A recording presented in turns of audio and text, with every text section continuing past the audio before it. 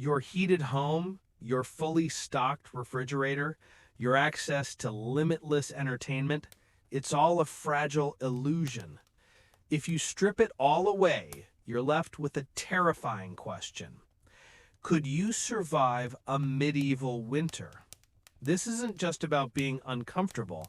This was a war, a 150-day siege waged against you by an enemy called the Little Ice Age, an enemy that killed millions. In this war, the obvious threats, the cold, the starvation, weren't the most dangerous. The true killers were deceptive illusions, traps that looked like safety, and moments of hope that were actually death sentences. But the single greatest weapon our ancestors used to fight back is something we, in our modern comfort, have almost completely lost. And by the end of this video, you will know what it is. First, imagine your home. Not brick and glass, but a one-room hut made of woven sticks packed with a mixture of clay, straw, and animal dung. This wattle and daub construction was surprisingly good insulation. But as you huddle inside, you quickly realize your shelter is a trap. In the center of the room is a hearth, an open fire pit. It is your only source of heat, and it has no chimney. The smoke hangs thick in the air, blackening the rafters and stinging your eyes.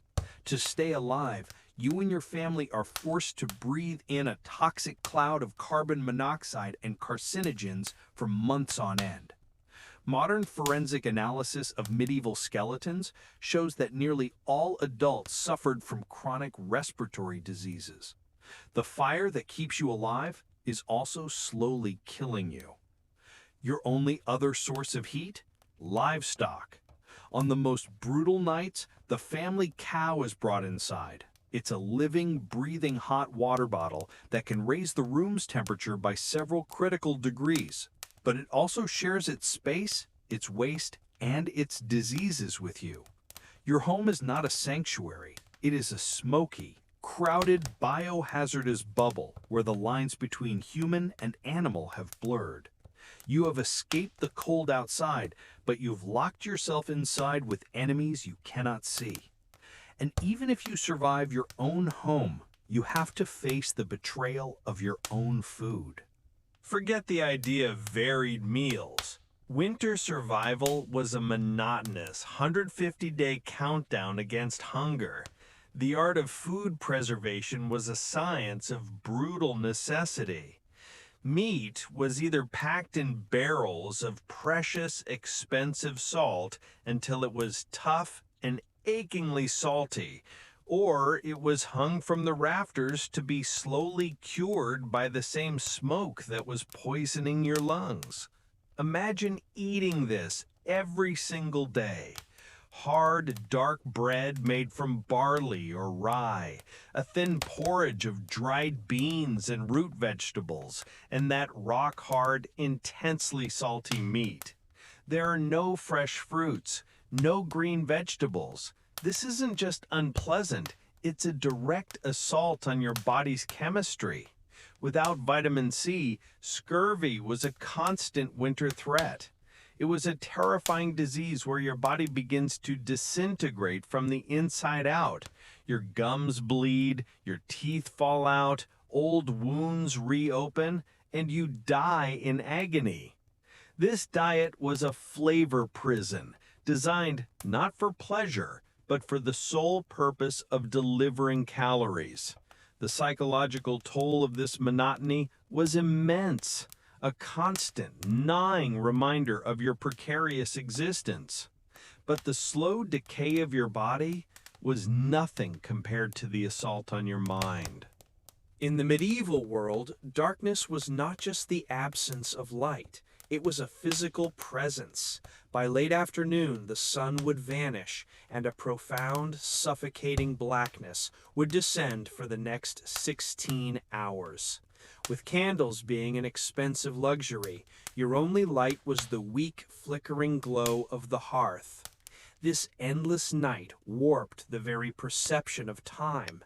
Days blurred into a meaningless cycle of waking, eating, huddling for warmth, and sleeping. This wasn't boredom as we know it. It was a crushing, sensory-deprived existence that was a perfect breeding ground for terror. The medieval mind filled this void with monsters. The howling of the wind was not weather, it was the cry of demons. A shadow in the corner was a lurking spirit. The darkness was alive, and winter was the season when the veil between the world of the living and the world of the dead was at its thinnest. This constant low-level fear was a form of psychological torture. In this crushing darkness, your only hope was other people, and they were also your greatest threat. It would be a fatal mistake to think you could survive this alone. The invisible architecture of medieval survival was the community. It was a complex web of mutual debt and obligation. A widow, unable to slaughter her own pig, would pay for the help by spending her winter months spinning wool for her neighbors. Knowledge of herbal remedies, which plants could soothe the cough, which mosses could staunch bleeding, was a currency traded between the women of the village. To fight the psychological war against despair, they gathered in each other's homes, sharing a single fire to conserve fuel. They told stories, sang songs, and played games. These were not pastimes, they were essential acts of mental health maintenance, reinforcing the bonds that kept them all alive. But this network of trust was incredibly fragile. When resources became critically scarce, or an unexplained illness struck, fear needed a target. Suspicion would fester. The neighbor who seemed to have a little more grain stored away. The old woman who lived alone and muttered to herself. They became scapegoats. The web of trust could shatter into a web of accusation. The same community that could save you could also turn on you, accusing you of witchcraft to explain their misfortune and, in the process, seize your last remaining food. But you endured. You survived the smoke, the hunger, the darkness, and the paranoia. You see the first snowdrops push through the soil. You hear the birds return. You feel the warmth of a stronger sun. You have made it. You are safe. This is the final and most deadly illusion. The period from late winter to early spring was known as the Hunger Gap, and it was the most dangerous time of the entire year. Why? Because your food stores were now completely gone. The sacks of grain are empty. The last piece of smoked meat has been eaten. The animals that survived the winter are just as starved and weak as you are. The world around you is coming back to life, but you are at your absolute weakest. Your body, ravaged by months of malnutrition and illness, has no reserves left. This was when mortality rates spiked. You would see the promise of salvation all around you, yet die of starvation or a simple infection your body was too weak to fight.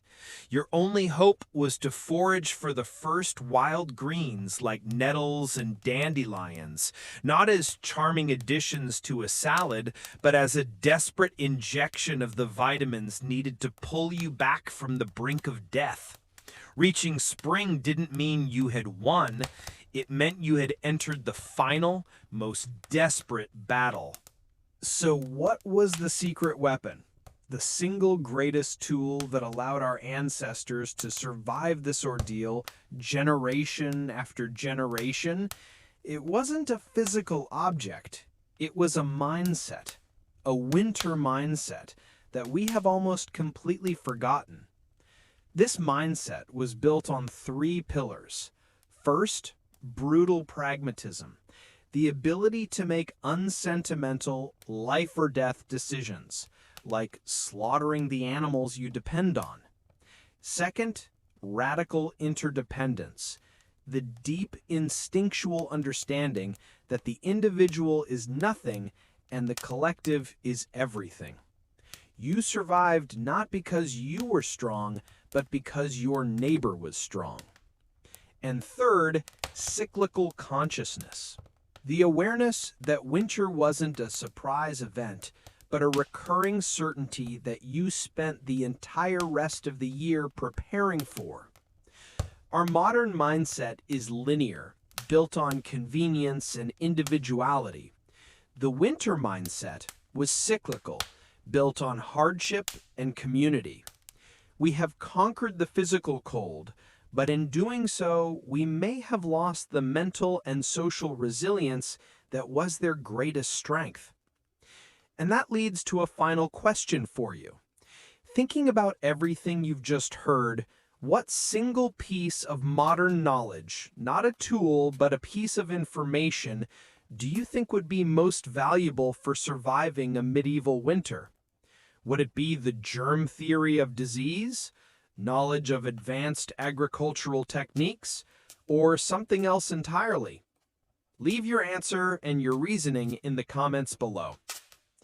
And if you think winter was brutal, you have no idea what it took to survive the medieval city, a place where a different kind of darkness reigned all year round. Click the video on your screen now to find out.